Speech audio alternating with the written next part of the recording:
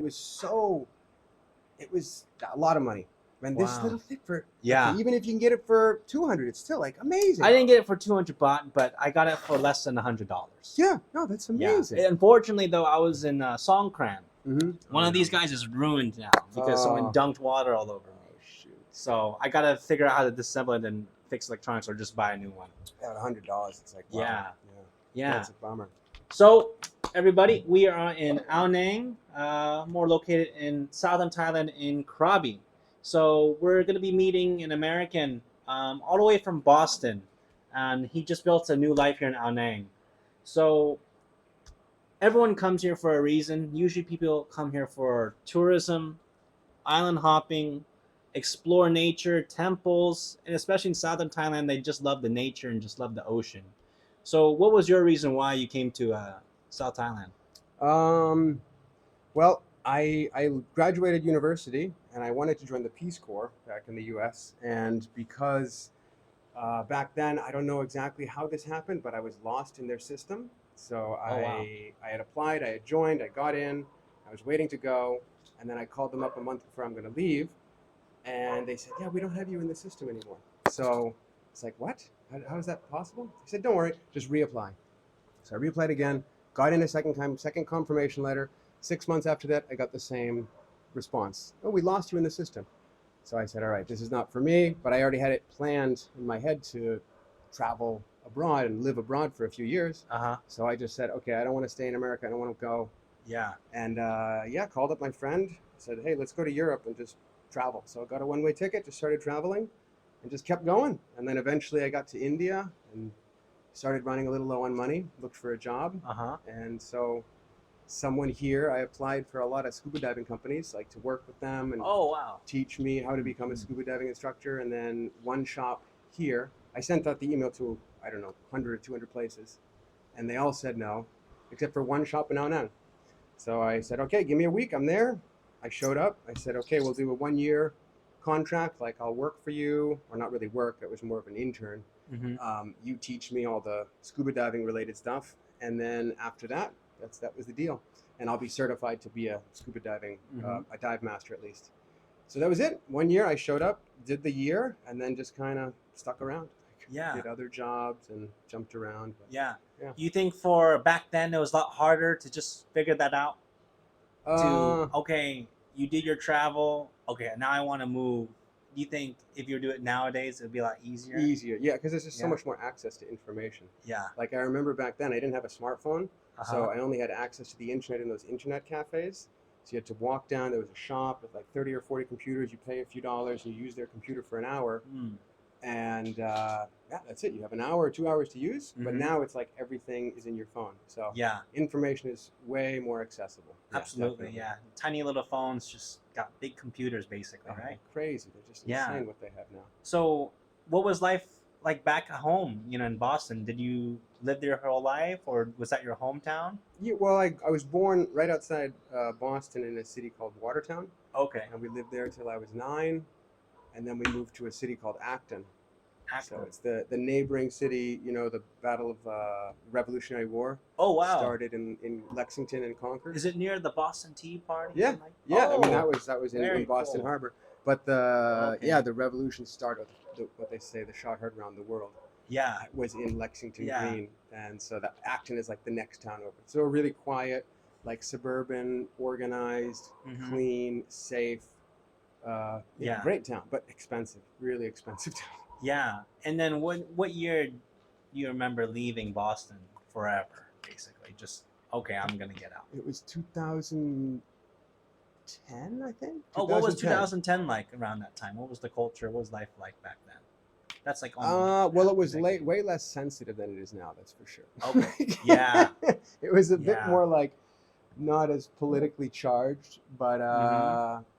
yeah, I don't know. I mean, I just graduated school, Mhm. and nothing significant happened. I mean, I guess the great financial crisis had happened 2009, 2008, so the world was kind of recovering. Yeah. And yeah, I don't know. It was a quiet place, but I was Mhm. just like, I traveled a little bit before that, where I went to the Democratic Republic of Congo with my Mhm. uncle when I was 18, and that was really intense experience, amazing.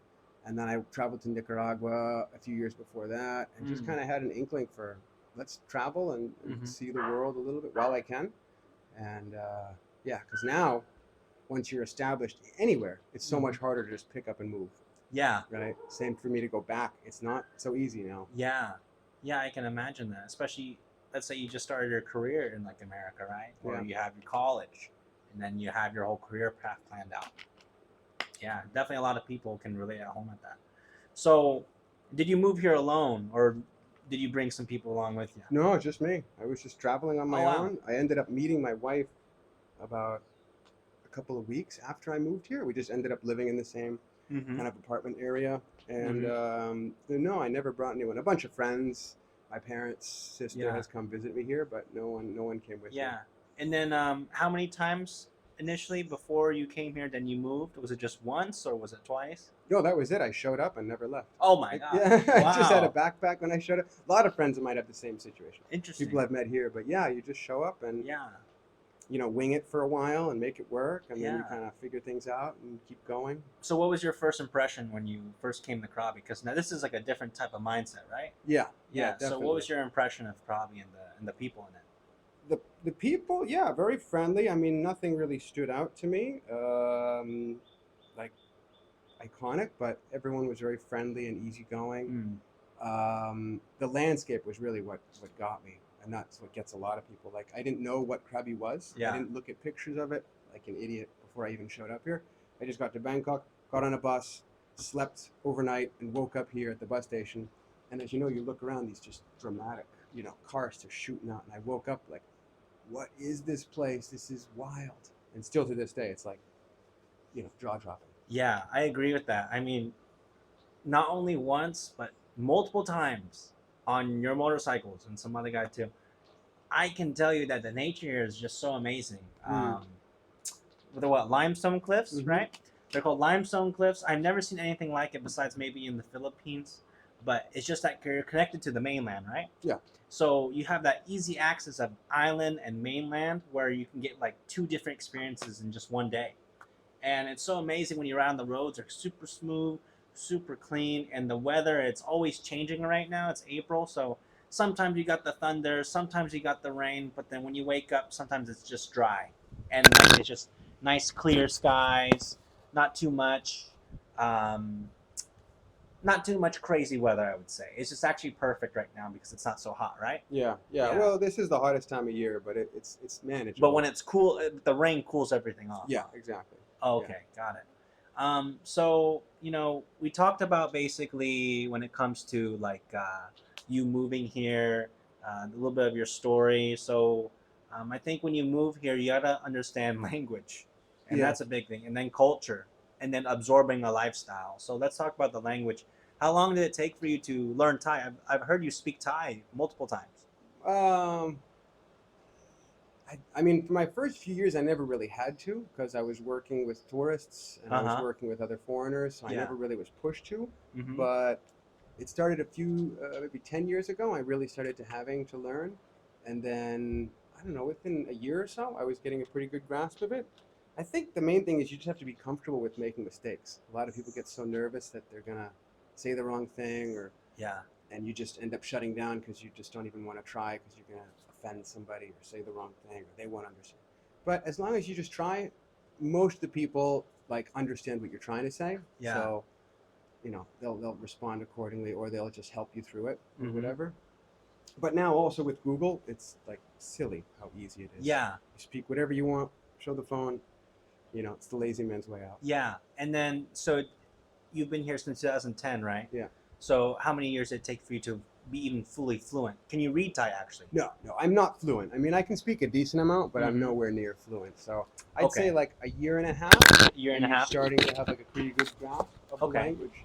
But it's all depending on how you occupy yourself. Like I have a friend who's from Canada, and he came here I think 5 years ago, or no, not even 3 years ago I think. Okay. Yeah, and he is perfectly fluent. I mean, he doesn't. Yeah.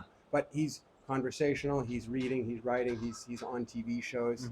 He's doing great. But I asked him like, wow, what did that take? And it's serious dedication. Yeah. He's doing 10 hours a day of lessons, reading, this and that. But and then plus podcasts he's listening. So if you have 10, 12 hours a day to dedicate, within a year you should be pretty decent. Yeah. But Okay. if it's like me, you're more Yeah. slowly, then maybe 2 years. And you Yeah. start to Can get you a hang of speak a little bit of Thai for me? All I know is sabai di mai. it. Yeah, that's How are okay. What do I say? Let's just do like a simple greeting, to Swadee some Kap. locals. Swadee Kap. Pom Chu Joe. Mm. My name is Joe. Mm-hmm. Pom Pakti Krabi. I live in Krabi. Pom Pakti Krabi Sipileo. I've lived here for 10 years already. And I don't know, Pom Shop Krabi. Pom Shop Ma. Mm. Samngan Ngai. Mm. Then Supun Ben Sabay.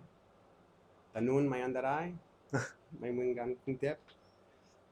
I just said I like Krabi. People here are nice and easy, and it's not as dangerous to drive here as it is in Bangkok. Absolutely, 100%. I can agree with you on that. You're not twisting your head too much, huh? Yeah, it's Because it's just one lane most of the time. And you feel that after you've been here. You've been here a little while already, and Yeah. you feel it like you come from another place, like even Phuket, and you come back here and you're like, wow. okay, I'm home again. Like Yeah. I can relax because it's just so stressful.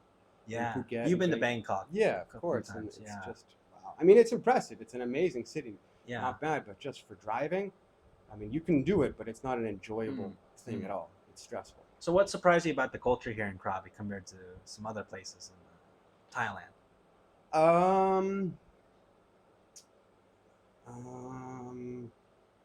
I mean, the Muslim aspect of it was Yeah. just shocking. I didn't know Mm-hmm. that it was such a heavily, the Muslim was such a predominant religion here, which was a little weird, coming from America, especially Mm-hmm. in the 2000s, Yeah, Islam people look at it differently. was Yeah. so demonized and, be careful, the Muslims are this or that, and they just, all this crazy stuff. Yeah. And then, and all my staff are Muslim, all the guys I live, they're absolutely normal people. There's nothing, just, they have different rules and different things, but, Mm-hmm. yeah, you do have to be a little careful. Like a few times I've asked, hey, let's do a barbecue. Oh. And then I forget, like, oh, no, we can't do pork. Yeah. So, sorry, I won't buy pork. So little things like that. But, yeah, it's great. Good way to bridge the gap because there is that, like, stigma, at least in America and the West, against Islam. And there is a lot of bad people, of course, everywhere. Mm-hmm. But generally, like, the guys I work with, the guys I know, they're super regular people. Yeah, it's interesting. If you guys didn't know, like in Muslim culture in Thailand, Southern Thailand, it's very, very dominant. In fact, I think some of the land here is owned by Muslims here in Thailand. And there's so much of this nature aspect and they care about it. But also the working labor force here, predominantly Muslim. Yeah. I remember just for a couple of days, it was, I think, just a few Muslim holidays. There's not many long-tail boats available to rent. Yeah. Yeah. And that can really happen. It's just that you just have this culture here, this religion that's really big, but you still got Buddhism here, of course, too. It's just, I think it's a little bit of an eye-opener when people start traveling a little bit far out from Phuket and they start to stay in Krabi and they stay in Ao Lek or Phang Nga. There's a big Muslim culture. Yeah. And you've definitely felt that. Huh? Yeah, of course. Yeah. And I do have to be careful sometimes, like especially Ramadan, which is the holiday that just happened. Yeah. Where they have a fast that lasts like 30 days. And most of the people, I think, by the books, you're not supposed to eat or drink at all during the sunlight hours, so 6 a.m. till 6 p.m., which is pretty extreme, like dangerous, If you're outside and you're not drinking or eating at all. Eating, okay, but drinking water. So you do have to be a little careful that month that at least I don't push my guys too far. Yeah. Like, all right, if we don't do the delivery now, let's wait for 2 hours till it's cooler. Yeah. Okay, so what is like a day in the life of like living out in currently now? It's busy. I mean, it's not all peaches and cream. It's a lot of work every day. For sure. I mean, you do have the nature anytime, and it's very easy to jump on the bike and just go get lost. But for me, there's a lot I have to do. So, yeah. But usually, I take my daughter to school, and then I go open the office and check with my guys for the day. What do we have to do? And then after this, kind of do a lot of odds and ends. You know, Yeah. get this paperwork Running a down. business. Yeah, I exactly. have So lots of experience running that. yeah, yeah. You're So, always here, there, everywhere. exactly. Yes, and then a phone call away. And then yeah, Yeah. and I'm always like driving on the phone and Yeah. this and that. So yeah, it's Yeah. it's crazy, but it's fun. You know, it's Mhm. like and it's nice because it's very daunting when you start a business in a foreign country that like, you know, because the paperwork, you don't read the language, you know, so you can't understand, but a lot of people really help you along the way. Yeah, that's nice. And then what was your favorite part about living in Thailand so far? I like really the what's the word for it? Like when you don't show off. The phrase would be keeping up with the Johnsons, you know, like You don't have you that don't feeling. have that, like, you know, Yeah. many guys I know are extremely wealthy and they walk around with sandals and a tank top on, they drive a crappy motorbike and they have, you know, that you wouldn't think anything of them, but reality Are they've got, these guys that you're talking about like Thai local or foreign expats? yeah, they're both. Cool. I mean, more the older generation of Thai will kind of be a little bit more Mhm. driving a nice car, but there's still a lot of people you meet and they have a lot of land, or they have a lot of assets or a lot of money, and they don't have any need to like show off. Like that whole idea of having a Lamborghini or a Rolex watch, like just doesn't. At least from my world, I never see that at all. Yeah, and like these guys, they either own land, they own a business, or they have a good career, huh? Yeah, yeah. Yeah. And they moved here usually, or they're based out of like in Southern Thailand. Well, the Thai guys are going to be here, or at least have lived here for like 20 or 30 years. But then Wow. the foreigners are all moved here. Mhm. But yeah, so it's kind of a mix. You Mhm. do see the occasional like Lamborghini or Mercedes, but it's not common. It's not so Mhm. common. So it's Yeah. you don't feel like this pressure. You know, I have to get this new phone or this new car or this Yeah. new thing because they have it or she has it or whatever. So Was it's it kind your of a mix. dream to open a business in Thailand before? No, not at all. Oh wow. Not at all. I just came here like scuba diving, Mhm. and I like the entrepreneurial spirit here. It's very like there are a lot of things you have to do open a business, but it's relatively easy, and the mentality for a lot of people is very geared towards that. Like, hey, let's start a business. Okay, let's do it. Instead of like, and then you say let's do it, and then you got the next thing challenges. yeah, of Many. course, right. So, as a foreigner, like, what's the challenges of starting a business? Like just a few. I said there's too many, so let's just do just a few. Just a few, yeah. Yeah, that someone would when they first start, maybe like you or like me, if they were to start a business here, like a storefront, something like that. What are the first few challenges I'd probably face if I was starting out? Can we pause? Oh yeah, we'll pause. Okay, sorry. Take your time. สวัสดีครับคุณซันอยู่แล้ว Okay, สุดยอดแป๊บนึง The actual legality with it, but I know there's been cases of like people being caught with things they shouldn't be caught with, like drugs or guns or whatever. Yeah. And it seems like before they're actually convicted, oftentimes they'll do like a photo op where they'll lay out all the stuff, paraphernalia, and they'll get the police officer and then the suspect, not even accused or not even convicted, like just accused, right? And they'll get all the news crew and they'll be taking pictures, and the police officer will like, this guy, his name is here, he lives at this house. He had caught with all this stuff. I don't know all the details, but it seems like that. It's a way to like shame people, and because you don't want to bring, you know, dishonor or bad words to your family, it's such a feared thing to have happen. Instead of like, I mean, jail is always bad, but this is almost like feared more than jail. So it reduces public humiliation. Yeah.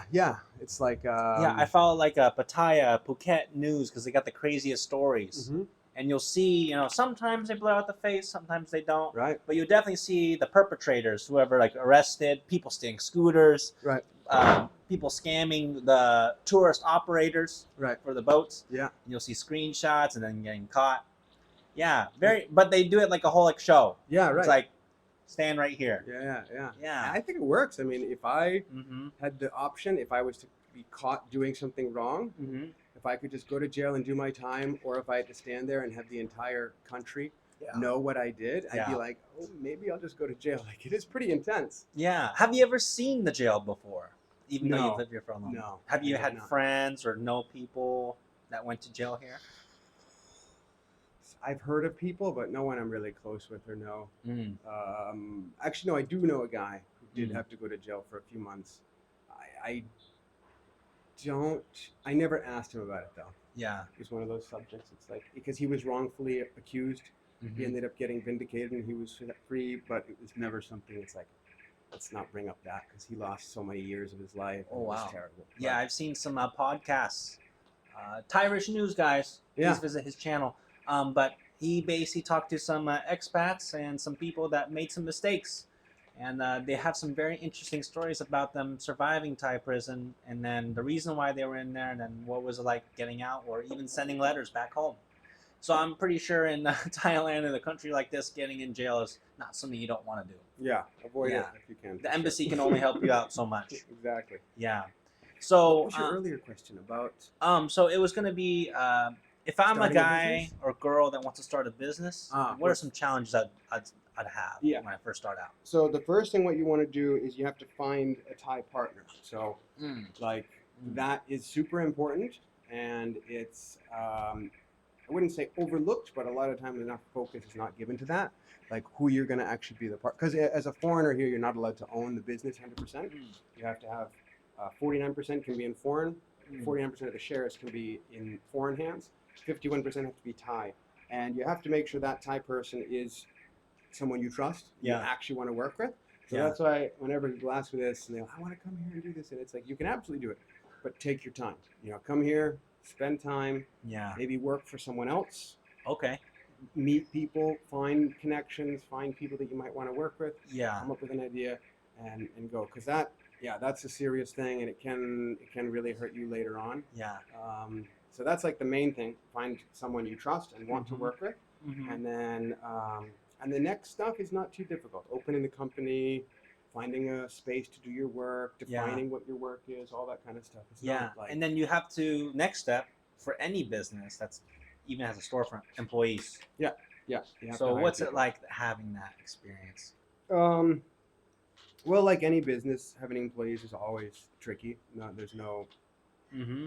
no perfect place, but you have to get used to the mentality where whoever Okay. you hire, if they make a mistake or if they do something wrong, that didn't like try to harm you or hurt the business, they just made a mistake. A lot of times in America, you'll shout, like, "You idiot! Why'd you do that? You're so stupid!" Da, da, da. Yeah. If you do that here, like they're gonna quit the next day. It's just Yeah. people don't handle that Yeah. type of confrontation the same way.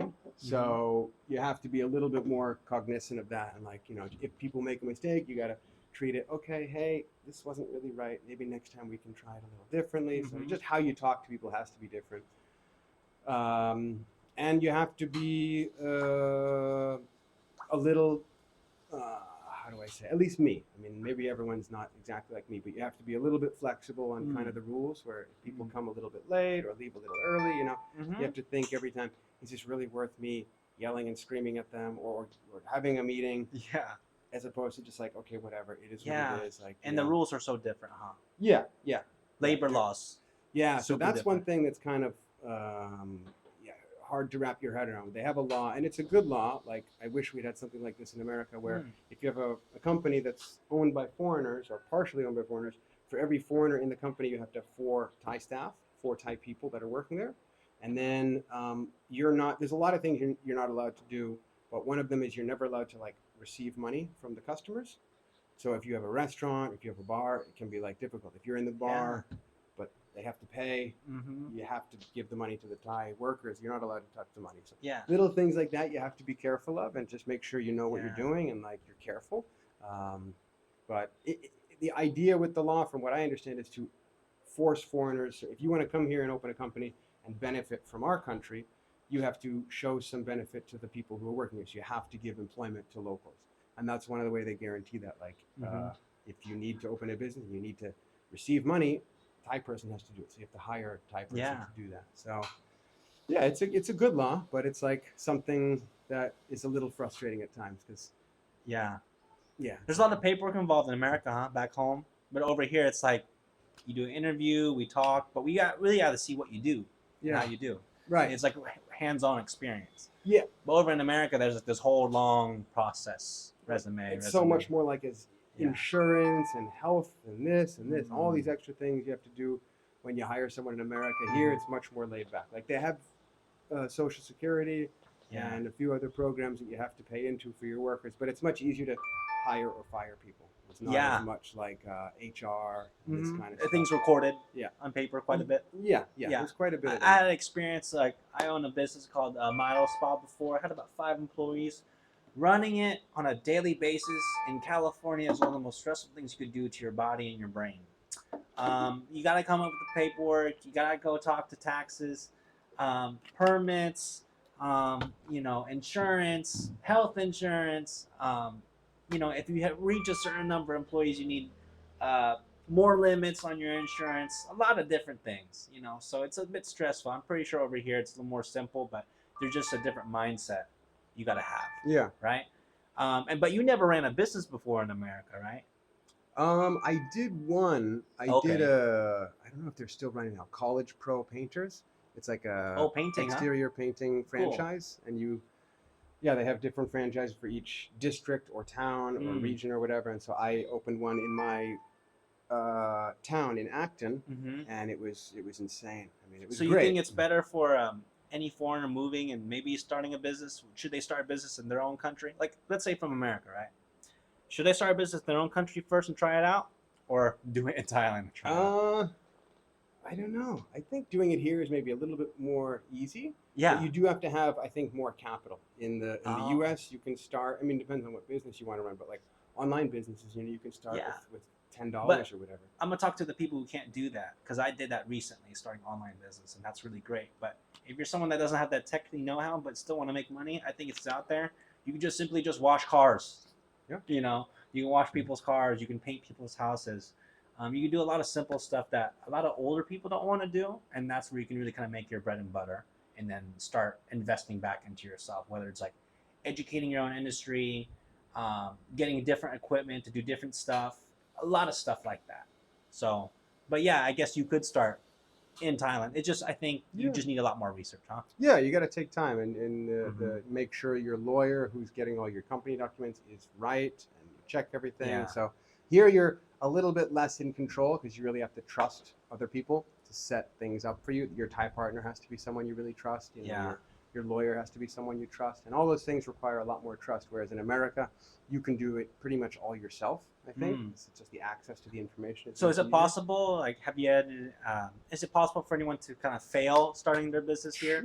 Sure. Have you had any friends or people you knew about, like they start and maybe 5 months, maybe a year? Yeah. Down the door. A couple guys I know have had like bars. Yeah. Just, that's a popular one, huh? Yeah. But I think it's easy. I mean, it's easy to succeed, but it's also easy to fail just because alcohol, if you get carried away, you start drinking every day, and then you just get lazy and things start going wrong, and someone steals money and it just goes down. So, but I know a lot of guys who've been super successful with bars. So it just depends on how you do it. But that's a more risky one. Yeah. That's how you do it. Yeah. So I think education and experience really helps out when starting any business. Like any, It's just Thailand is just like anything else, different mentality. You can't just take, let's say if you're dating someone, you can't take the same mentality you have dating someone and then take it with the next person. You got to adapt and change. Exactly. So, there's some advice that we can give to the viewers back home or somewhere else. What would you tell someone thinking about moving to Thailand and they don't have the digital income, but they want to be on the end of the spectrum of either they start teaching or they just start a business here? What would be your advice to them? I mean, if they are okay with a lot of risk, then can just kind of come over and start your own business. But I'd say getting a TEFL certificate, you can do it online now so easily. And English teachers are in such demand in the whole region, not only in Thailand. Oh, really? In Vietnam, in Cambodia, in Laos, Philippines, Malaysia here. Singapore probably not so much, but there's a lot of other places. Do that, get in, because then you have kind of a guaranteed, salary, whatever you're going to earn. You have something to fall back on. And then while you're here for that first 1, 2, 3 years and you're like meeting people, finding your own way, maybe you see a gap in the market, like, oh, I never thought about a business, but we need something like that. Okay, I'll start it kind of thing. So, and also you might find a lot of people really don't like it here. I mean, the weather, the food, the prices are great, but the culture, they don't really like. I hear so many people, not so many, but quite a few that are like, oh, Thai or whatever. It's not like this country. It's not like my country. Yeah. My country is better. And it's kind of like, yeah, you're never going to change that. You got to change that. So if you think that's a problem, and you'll also figure that out in the 1 or 2 years when you're here, like working for someone else. Thank you. Good babe, thank you. Wow. So yeah, that's the best way I think, is to like take your time, meet other people, Thank you. and Wow. what? No sugar, no milk. Okay. You want sugar milk? Oh, it's okay. It's good. If he likes it this way, then we'll take it out. Black and easy. Yeah. Because black. I don't know if you So yeah, that's the way I kind of did it. You know, I had my job was kind of guaranteed for me when I showed up, so it was nice. I didn't have that pressure. Like, I That's gotta be really cool. successful, I gotta go. You have a basic salary and you survive from this, and then like I said, maybe you come here and you stay for 6 months and you're like, you know, driving on these roads is nuts. I hate this. Or like, you know, working with like this I just hate. And it's not for you. And then you're not really, you know, lose a lot. You just come and you see it, and also other countries like Vietnam is a totally different mentality, totally different culture, totally different food. So you might find, like, I had a friend go up to Vietnam for, he stayed 3-4 years. He lived here and then he moved up there. Said it was amazing. The cost was way lower than here. Yeah. The food was healthier, and the weather was more temperate. So he could actually have like semi-winter seasons. So he loved it. Yeah. So Wow. yeah, I'd say that's the best way. And then would there be something you do differently, you know, when you first started to now? Not really. I think everything. Mm-hmm. I mean, a few years I wasted on a lot of alcohol. That was stupid. How old were you at the time? 23. 23. 23 when I came over. Yeah. Wow. Well, I So- mean, isn't that kind of typical for Yeah, most? yeah, it is. I'm but still, only 25, and I think there's a lot of temptation in that age, Yeah, right? yeah, Yeah. exactly. And here, that's the other bad thing about I don't know, Thailand. the whole country, but at least tourist areas. Like, you have a lot of people, foreigners, who want to go out all the time. And, you Mhm. know, I guess in any place it's going to be okay. But here, you don't have that stigma. Yeah. If you're caught like drunk in public, Yeah. you know, in America, that's like a big no-no. If you get caught drunk, like, everyone's going to talk about it. This is not culturally acceptable. Here, it's also not okay, but it's not so bad. You know? Yeah. So you don't feel as shy about maybe Frowned upon. Yeah, exactly. That's what I'm looking for. Yeah. Frowned upon. Exactly. So like Yeah. you can do it a bit more, and it's also so cheap. You know, so okay, I can go out tonight. Yeah. Oh, I can go out tonight, and it's only, you know, $10-$20 a Mhm. day. But over a few months, that starts to add up, and then it takes a toll on your body. So yeah, I definitely wish I wasted less time. I was never like totally nuts, like, you know, 5-6 nights a week, but still, I wish there was some nights like, you know, I was stupid. Why did I do that? It can happen to the best of us. I mean, you're in a country, and you move, and you have so many things going on, and you just want to chillax. Yeah, So totally understandable. yeah. But there's a time and place, and sometimes we just move on, right? Just That's takes it. time. Yeah, everyone's different. So, okay. Now, for advice to viewers, definitely just got to go ahead and do your research before you move here, and before starting a business, and make sure you got some capital saved up before you actually start that big venture. You know, don't do some type of scam. Don't follow someone advice that's going to promise you're going to make $1 million baht the first year. I don't think it's going to work that way, right? Yeah, usually not. Yeah. Yeah. But there's Takes some time. people out there that might do that. Okay, so let's see here. Okay, good. We're almost actually finishing up, which is pretty great. One more question. So, to the viewers, what made you start your type of business? You know, in your field, over here.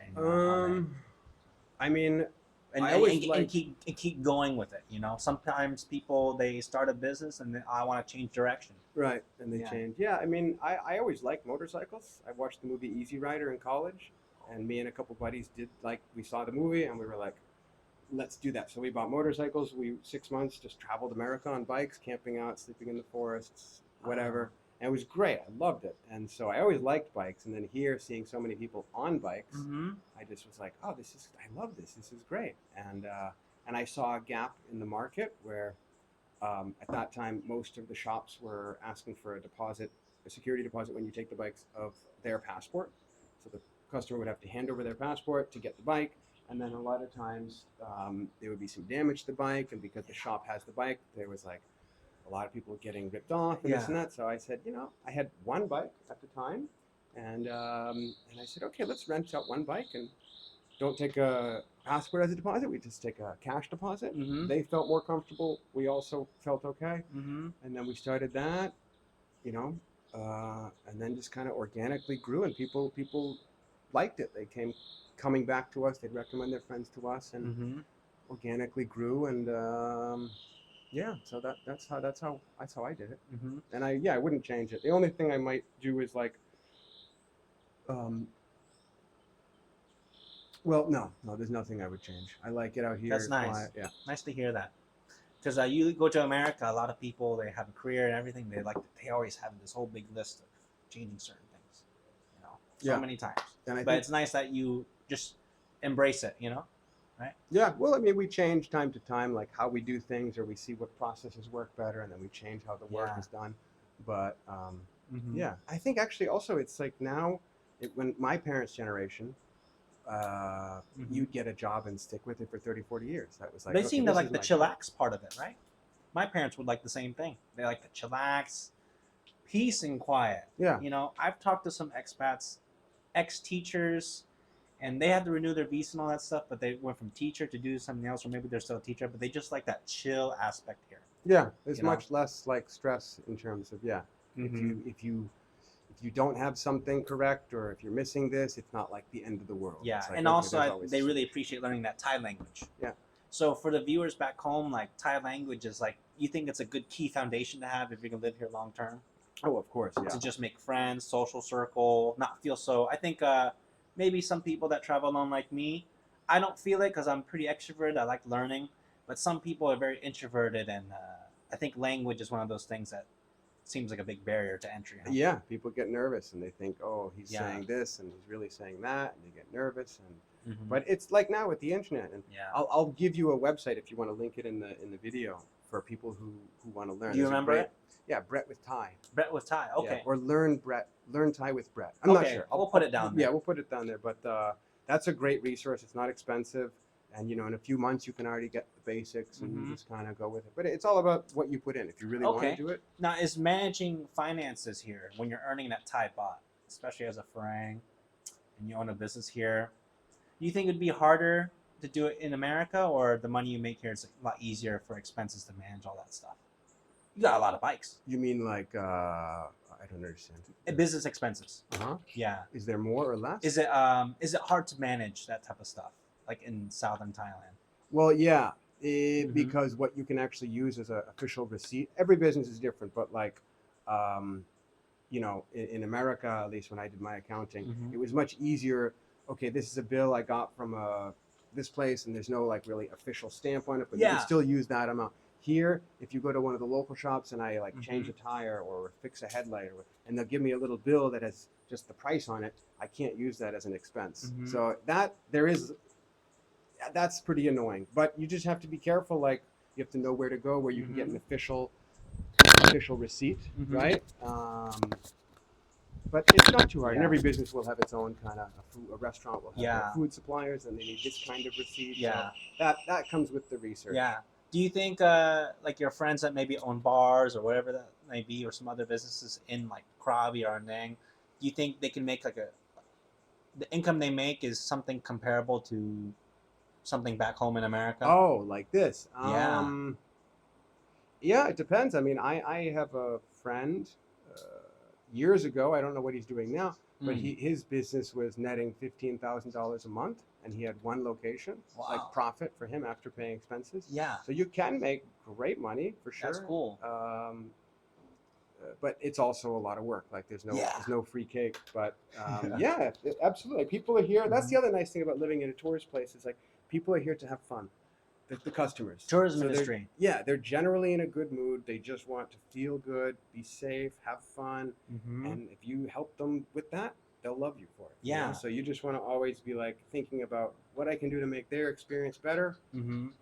and it comes back to you. Yeah, Right? and you learned a lot because you're in the industry, tourism, and there's some leaps and bounds and some next chapters you got to unfold to learn how to make your business better, or how to treat, at least talking to people, Yeah. before, during, after the service. So okay, you lived in Thailand for half a decade now, little like between half a decade, right? Yeah, yeah. Almost. So, what's your favorite Thai dish so far? Okay.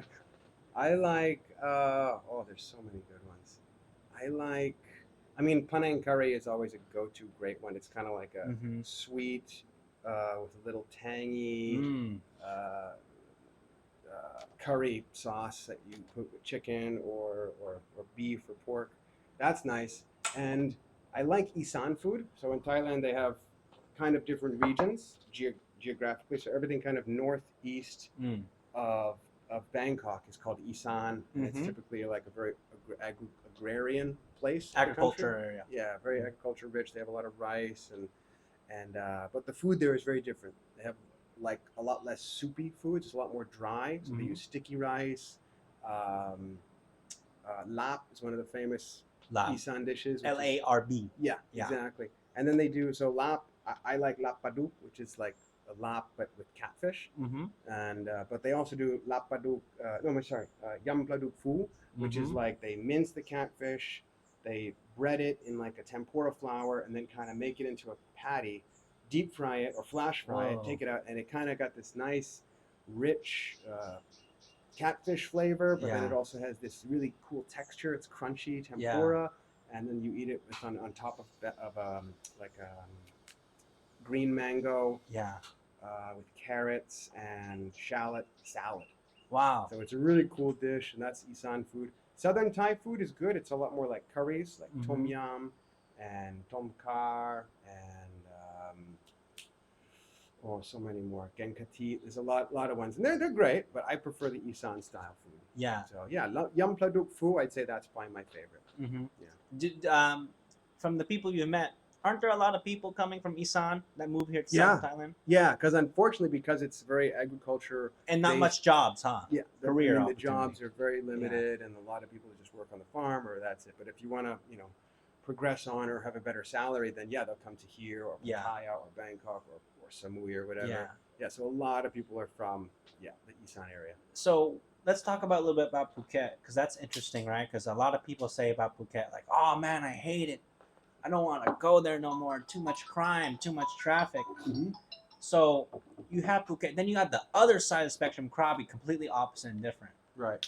How come there's just not as much like capitalism, much commercial, markets, malls, stuff like that in Krabi? In Krabi, well, it's coming. It's just It's a coming population because issue. they're making the road bigger, The right? road bigger. They're building it now. They're building a central in Krabi town. So I think for a long time they didn't have the population size to justify such a huge investment, like a huge shopping mall. Mm-hmm. And maybe the average salary in Krabi was far lower.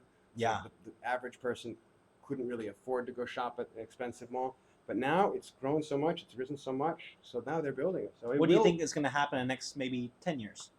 It'll develop. It'll develop. But the nice thing is Phuket is a big place, but it's relatively limited with the mountains and just it's an island. Mm. Whereas Krabi has a lot more expanse. So if that kind of commercialization happens around all of us, Wow. you can always just drive 10 kilometers away, Mhm. find a new house to rent, and be like, all right, so you'll always have your peace and quiet with the commercial zone Yeah. as like you can go there. That's what it is now. Ao Nang is 10 minutes from here. It's super busy, but here where we are, it's quiet, peaceful. Yeah. So. And then there's some young people like me, and maybe you think about young people like when you're 20s, they're traveling, trying to find some happiness abroad. Maybe that inner meditation, Yeah. or a self-development. What's some advice you can give to find that happiness when you're traveling abroad? Spend time with yourself. Yeah. I don't know. Just and forgive yourself. Yeah. We all make mistakes, and I think a lot of us, myself included, like hold it on ourselves, like, oh, I was so stupid, or I shouldn't have done this, and oh, I was so mean to this person. Whatever it is, and you never just say, you know what, I'm sorry, I screwed up. Tomorrow's a new day. Yeah. Don't linger on it so much. Yeah. And I don't know. I struggle with that. I think a lot of people also have a Mhm. tough time with like just forgiving themselves. Yeah. So I think putting yourself in the position to give yourself some different opportunity to try new things and track it too, analyze it, write down some data down that you're making some improvements. That'll make you feel a lot more better inside, right? yeah, of course. Yeah, very cool. And you also only really grow when you get outside your comfort zone. If you Mm. always do the same thing, you never really grow. You never challenge yourself, and Yeah. you only challenge or grow when you find a challenge, and you get over it. Even though you don't know how to in the beginning, you get over it. You feel so much more invigorated and like I can do anything. You know. Yeah. Wow, that's nice. So last question is, do you think Thailand is still a good place for people wanting to move here, foreigners Sure. in 2025? Yeah, I mean it's much more stringent with the regulations now. Like when I first came, Mm-hmm. no one cared about anything, or they did, but it was so much more relaxed. So now, you know, in its growth, it's also, um, authority wise, they're also growing a lot more with having the right paperwork, Yeah. doing things correctly, following the law, and so before it was like Mm-hmm. 20 years ago, there was laws, but it was much. Uh, not as serious. Now it's Yeah. much more serious. So, but that's not that big a deal. Like you just Mhm. have to follow the rules and then learn how to do things. Mhm. But it's such a great place because it's growing. A lot of places are really developing, and it has a huge industrial base. Like in Mhm. Bangkok, there is, for oil and gas, Yeah. the country produces something like 60% of its own oil and gas for Yeah. its own consumption needs. Their manufacturing base in Bangkok is huge. They make so much of what the country actually needs, Mhm. right? Tables, furniture, bikes. So much is made here. It's made. What's your entirely. favorite interest, like ever since moving here? Like, what's something new that always interests you? Like, you read news about? Because it seems like you know a lot about that. I don't know. I started learning about like cryptocurrency and Bitcoin a while ago, Oh, and cool. like finance, that kind of stuff. Yeah. And Bitcoin was, someone told me about it when it was $150, I think. Oh, Like, when it was kind of a baby, when huh? it was a baby, and I was like, what?